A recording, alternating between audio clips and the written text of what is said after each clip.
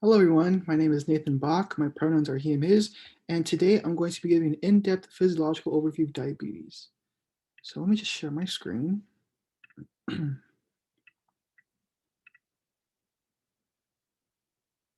Okay, so yeah, diabetes, an in-depth physiological overview. So what are we going to cover today? So I'm going to cover what is diabetes, what causes diabetes, what are the physiological implications of having diabetes. So there's type 2 and type 2 diabetes, what are the differences on a cell molecular level, and then what are the different effects on different tissues and different organ systems. What are the symptoms of diabetes? How do these symptoms occur? How can we treat diabetes? How do the treatments work? And then what are the general tips for type 2 diabetes treatments? And we'll have resources at the end. Okay, so what is diabetes, right? So diabetes is characterized as an endocrine disorder characterized by abnormally elevated plasma glucose concentration. Basically, that means is that there's too much glucose in your blood, so you have a really high plasma glucose level, and it's higher than normal. And so what that means is that it can cause a bunch of um, symptoms and bodily problems for you, for diabetics. But we'll get into more of that later and how that occurs. So there's different types of diabetes, right? There's, for example, like gestational diabetes, which is like when pregnant women experience diabetes. Diabetes insipidus, which is when like you move large amounts of fluid in your body, right? Then there's diabetes mellitus. So diabetes mellitus, mellitus basically means like sweet pea or like honey or something like that. In the Middle Ages, it's called the pissing evil. So there's that. Basically, it's when you have type 1 and type 2 diabetes. Diabetes mellitus is type 1 is when you have an autoimmune disease where the body doesn't recognize pancreatic beta cells as part of the body and destroys them with antibodies and white blood cells. So that means is that pancreatic beta cells are what secrete insulin in the body, right? So if your body doesn't recognize your pancreatic beta cells, then it's going to attack them because if the like in foreign invader, they want to kill it. So your body doesn't recognize it's going to kill your pancreatic beta cells, which is not good. And this affects about 10% of the population of those with diabetes. And then type 2 diabetes mellitus, which affects about 90% of the population, or AKA insulin resistant diabetes, is a disease characterized by insulin resistance. So insulin is produced, but the cells don't listen to it. So basically, in the body, insulin is produced, but the cells don't listen to it, so it's not used effectively or to the best of its effectiveness. So that's basically what diabetes is. So to really understand diabetes, we have to understand the digestive tract, digestive system, and how the food we eat gets broken down into stuff we can absorb. So we'll focus mostly on carbohydrates because carbohydrates is mostly where glucose is broken down from. So we're going to call this guy John on the right here. His name is John, and he's hungry, and he's going to eat a peanut butter sandwich. So before he even goes to the kitchen and eats a peanut butter sandwich, he's going to think about it, right? He's going to think about the bread and the PB&J. He's going to enter the cephalic phase of digestion. So simply seeing, smelling, or thinking of food can make our mouths water and stomachs rumble. These are feed-forward responses, basically, and they're part of the cephalic phase of digestion. Uh, so those stimuli stimulates neurons in the medulla oblongata, which sends efferent signals to salivary glands. So in the salivary glands, that's why your mouth starts watering. And then it's going to send through the vagus nerve, it sends signals down the spinal cord, the CNS, and then it's going to enter the enteric nervous, send signals to the enteric nervous system, which is basically the nervous system of the gut. And it's really cool because the enteric nervous system can actually act independently of the brain. They still interact, but let's have crosstalk. But it can interact. It can function by itself like a jellyfish. So once the enteric nervous system gets those signals, it's going to get the stomach churning and increased motility. So once John takes a bite, he's ready to make the sandwich. He's going to take a bite of it, right? Saliva is going to begin to moisten the bread. So we're going to focus mostly on the bread because that's the carbohydrate in the peanut butter PB&J sandwich. So the saliva has an enzyme called amylase, and amylase is basically what helps break down the carbohydrates, breaks down the starch in the bread. And then of course you have mastication, which is chewing, like mechanical way of digesting food. So John is, he's using his amylase and he's chewing the food. So he's going to swallow it, right?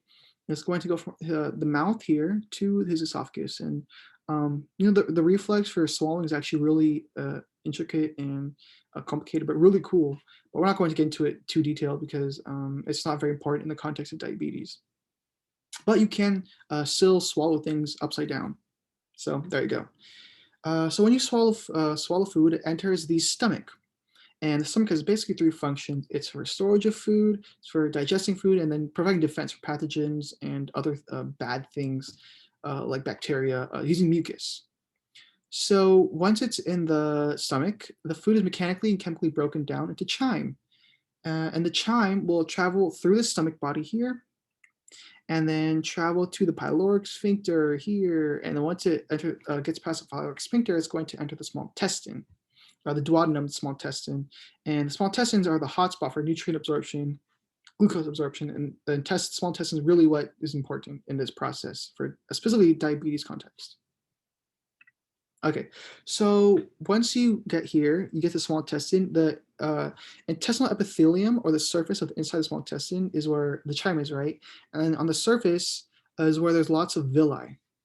And these little things, fold intestinal lining or villi, which helps increase surface area.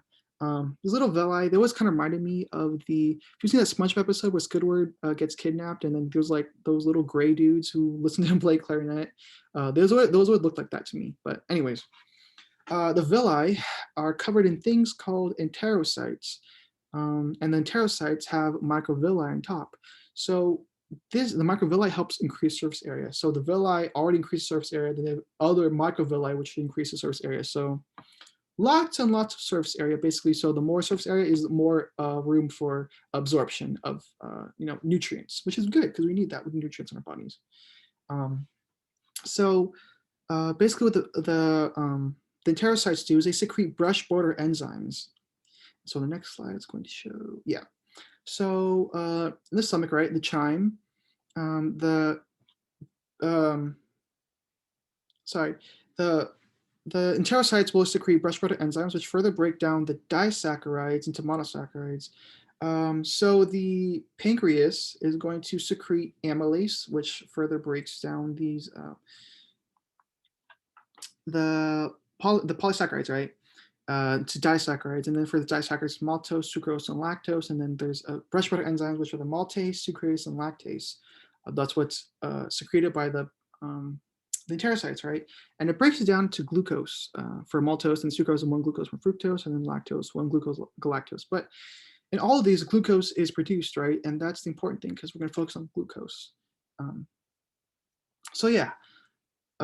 Basically, when it's broken down into these glucose molecules, it can be absorbed into the intestine, to the body, right? So once it's broken down enough, the glucose is going to enter the intestinal mucosa. So these little villi, right? It's going to enter the intestinal mucosa using the SGLT co-transporter. So using the sodium electrochemical gradient, the energy of that is going to use the glucose, we'll use that to travel with sodium into the intestinal mucosa. So then once inside the intestinal mucosa, the glucose will build up, right? It's going to have a buildup of glucose. So the concentration of glucose will be high in intestinal mucosa, and then it'll be low out here in the capillary. So the GLUT2 transporter will allow the glucose to go down its concentration gradient and into the capillary, which is basically once it's in the capillary, it'll go to the liver to be detoxified, take out all the bad harmful toxins, and then it'll be pumped through the hepatic portal system, and then it'll be pumped to the heart and pumped out the body. That's basically how we get the glucose into our blood, right? So, I made it from the mouth to the blood. Cool. Okay, so once glucose is in the blood, what now, right? So once glucose is in the blood, glucose needs to enter the cell for the cell to do processes for like cellular respiration, for the process making ATP in the mitochondria. So it's a really long, complicated process that we won't cover today. But first, glucose needs to get into the cell, right? So the way that glucose gets into the cell for a normal non-diabetic body, the insulin would bind to this tyrosine kinase receptor here on the surface, and that'll send a intracellular signal transduction cascade that tells the GLUT4 transporter to embed into the cell membrane. Once it's embedded, glucose will be able to enter the cell and be used for cellular respiration, for the cell to make uh, ATPs and do all that sort of fun, fancy functions. So in adipose and skeletal muscle tissue, they have the GLUT4 transporter, and then in liver hepatocytes, you have the GLUT2 transporter. So that's basically the insulin glucose relationship. You need insulin to kind of act like a key, and it tells the GLUT4 to embed into the protein, in the cell membrane, and then the glucose can go into the cell. So a really cool analogy that I thought of is that like Monsters Inc. Right? If you see the movie Monsters Inc., they have these doors, right? Like specific doors that go to specific places in the world. But to get to the door, you need to swipe your card, right? It's like a key. So insulin is the key, right? Insulin is the card you swipe, and it tells specific door, it tells specific transporter to embed, to come to the cell membrane to embed itself. So it tells specific door to come down. So once it's here, this is the insulin key, boom, tells the door, okay, GLUT4, let's say we're in the adipose tissue, cell tells the GLUT4 transporter to come down. And so then Mike and Sully are the glucose, and they can go into the cell and do work, you know. So that's basically how it works. And then, so pancreatic beta cells are what secrete insulin, right? So in type 1 diabetics, if there is no pancreatic beta cells, or sorry, there are pancreatic beta cells, but it's being destroyed by the autoimmune disease. That's why autoimmune disease, right? It's being destroyed. There is no insulin being secreted. So there's no insulin. There is nothing to bind to this tyrosine kinase receptor here. There's no key. So then GLUT4 can't embed into the cell membrane. So that's why glucose can't get into the cell. A lot of times you hear for symptoms of type 1 diabetes is weight loss. Well, if cells can't get the glucose enter the cell, can't do functions, it can't function, it can't do things, it'll die, and you have cell loss. If you have a lot of cell loss, a lot of cell death, it's going to be part of the reason why a lot of them lose weight. So yeah, that's basically what it is, and that's a symptom, right? So now we're here. Now with type 1 diabetes symptoms, and we're going to explain some of the most common ones on in-depth level. So there's hyperglycemia, which is when there's like a lot of, there's a lot of glucose, very high plasma glucose level.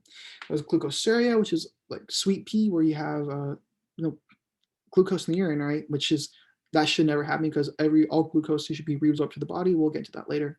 We have polyuria, which is excess urination, excess polydipsia, excess thirst. We'll explain that later in the next slide. Polyphagia, excess hunger, weight loss, like I mentioned, the cell death, and there's irritability, fatigue, weakness, and blurred vision. So those are some of the neurological symptoms of type 1 diabetes. So let's explain why these occur. So in the kidneys, a nephron is a functional unit of the kidney, and the nephron is basically what's the filtrate has to pass through a nephron for you to pee, right? For you to excrete anything. So we're going to go through that process. So first, you start here at the afferent arteriole, and when it dilates, it increases blood flow to the glomerulus here in the Bowman's capsule by increasing hydrostatic pressure. By opening and dilating it, when you increase hydrostatic pressure, it increases glomerular filtration rate. Yeah. So once you're here, there's things called podocytes, and those are little slits that fluid, small molecules, ions can be filtered out. It's like a spaghetti colander. Like little ions, little molecules can slip through it, be filtered out. But then big molecules, cells, big proteins, they can't get past it because they're too big, right? So you're not going to get like lettuce passing through spaghetti colander, right? So that's what happens. So once we're going to follow glucose. So glucose is small enough to get through it. So glucose is going to go here, arteriole, it's going to dilate. Oh, okay, once it's here, go past the podocytes. And once you're in the proximal tubule, this is where the reabsorption of glucose occurs. So once glucose is here in the proximal tubule, It's going to be reabsorbed using the SGLT protein co-transporter. So the way it uses the co-transporter is that this the sodium electrochemical gradient, the sodium is going to use that energy to go, the glucose is going to use the sodium electrochemical gradient to go into the proximal tubule. So once it's inside, glucose concentration will increase. Once it's increased, it'll use the GLUT transporter to exit into the interstitial fluid where the glucose concentration is low because, right, ions want to go from high to low concentration. So glucose is going to go down its concentration gradient from high to low. So that's basically how glucose is reabsorbed to the body using the SGLT co-transporter, and then to get into the proximal tubule cell, and then the GLUT transporter to leave. This is for normal non-diabetic like nephrons, proximal tubules. They reabsorb all the glucose, so there's no glucose that's excreted into the urine. However, if you're diabetic, you have lots of glucose in the blood, right? So eventually, glucose is going to slip past the proximal tubule and continue through the nephron. So this is when the renal transport reaches saturation, right? So all of the glucose should be absorbed, right? But since it's saturated, it's at max capacity, can't take any more. So then once the glucose slips past the proximal tubule, it's going to enter the loop of Henle. Here, the loop of Henle, what it does is has ions that are reabsorbed into the renal medulla, and it makes the renal medulla have very, very high milliosmolarity concentration. And it's very concentrated. So when the filtrate ascends up the loop of the Henle, ions move out of the nephron, it's reabsorbed into the renal medulla, and that makes it very, very concentrated. Now, this is important because as the filtrate moves along the distal tubule and to the collecting duct, because of the very high concentration, the very high milliosmolarity of the renal medulla, water will be reabsorbed out of the collecting duct into the body. So water will be, because for milliosmolarity concentrations, water wants to go wherever the higher concentration is of ions is, right? So when water gets reabsorbed into the body, your body is going to retain the water because the concentration, right, the milliosmolarity concentration is really high in the renal medulla compared to inside the collecting duct where the filtrate is. So yeah, that's how water is going to be reabsorbed. However, for diabetics, since there's glucose in their filtrate, right? There's a lot of ions in their filtrate. Once the filtrate gets to the collecting duct, the milliosmolarity is actually going to be higher in the collecting duct than in the renal medulla because of so much glucose. So once you're there, water is going to want to go where it's higher in milliosmolarity. So it's going to go inside the collecting duct. So water will actually be secreted into the,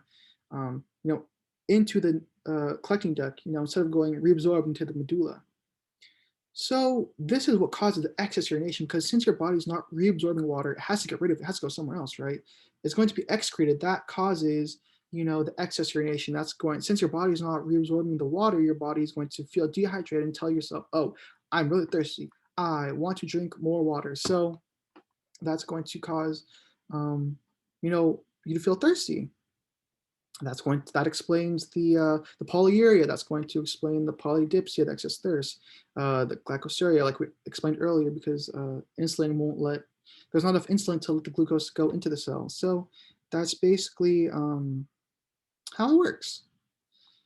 Alrighty. So this is just a little overview of what of the symptoms of type 1 diabetes, and this is what the glucose metabolism, fat metabolism, protein metabolism looks like. So yeah, that's basically what it is. Just a little cool overview of it. Okay, so now we're going to explain type 2 diabetes. So we just explained type 1 diabetes in depth, right? Type 2 diabetes is very similar, but the difference is the insulin situation. So type 2 diabetics have insulin resistance, and that could be due to genetic and environmental factors, lifestyle factors, because, for example, if you live a sedentary lifestyle, right, you don't use much energy, so glucose is not going to be used as much, and since glucose can be stored in the muscle, it's going to be stay in the muscle. But if their muscle energy storage of glucose is full, the glucose cannot be stored anymore. So then the glucose will be rejected and stay in the blood. And over time, as muscle stops storing glucose, so it becomes desensitized. And yeah, that's why glucose won't be stored in the muscle, it'll stay in the blood, and then that's when you get type 2 diabetes.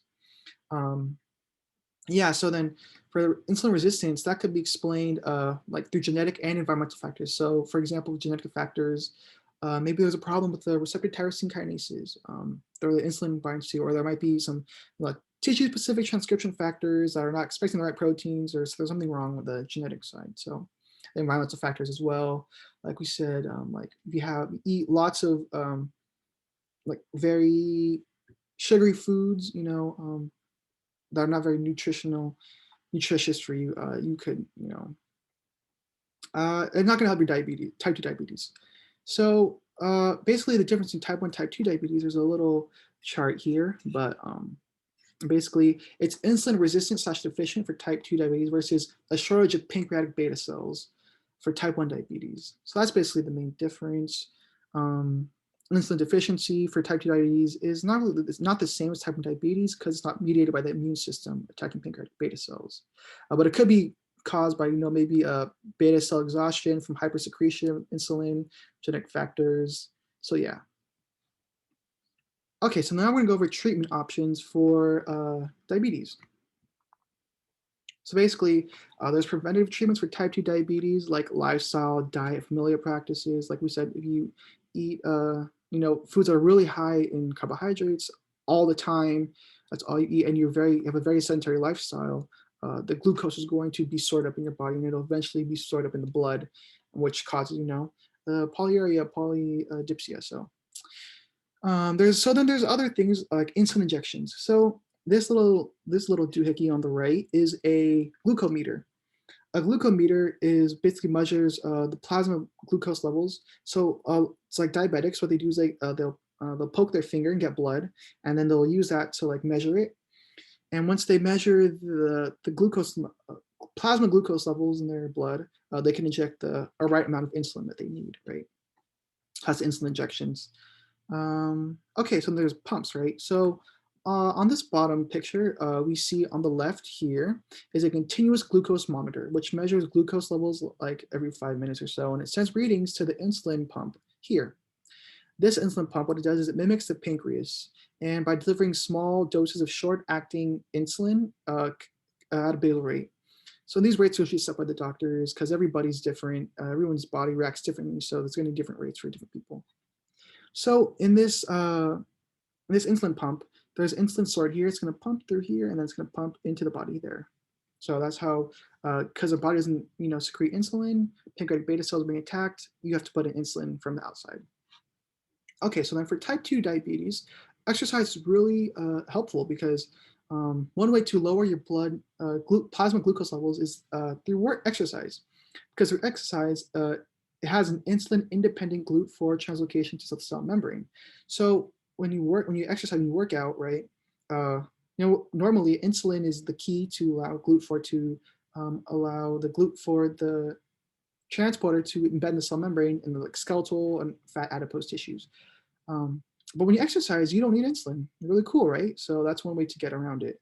And there's more space in muscle for glucose storage. And then diet, which is really important. Like we said, if you eat lots of heavy carbohydrate-dense foods and you live a really sedentary lifestyle, could negatively affect your chance of getting type 2 diabetes.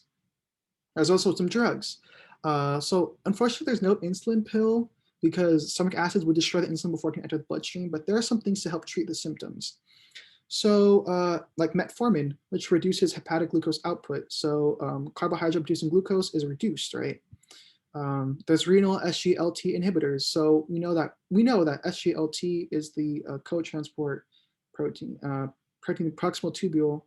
So by inhibiting that, it prevents renal glucose reabsorption in the body. So you're going to retain the glucose in the urine, the filtrate, and you're going to pee out more glucose in your body to reduce plasma glucose concentration. There's other drugs as well, but we won't get into that. And then we have the stem cell therapy for type 1 diabetics. Because their body's destroying the pancreatic beta cells, it needs more. So if you can create more, that's great. So those are some treatment options for diabetics. Okay, so now we have resources for diabetics. These are all free online resources for if you have any other further questions, if you were confused about any of the concepts, you can go here. This animation channel is really cool because it has really cool animations that show how these concepts work in like a little cartoon. And then your primary physician obviously is going to know your situation because everybody's different. He's going to help you individualize your treatment. So that's pretty much it. This is my bibliography. Oh yeah, so this is my bibliography, these are my resources that I used. So yeah, that's all. Thank you all so much for watching. I hope you have a wonderful, wonderful day. And I hope this was helpful.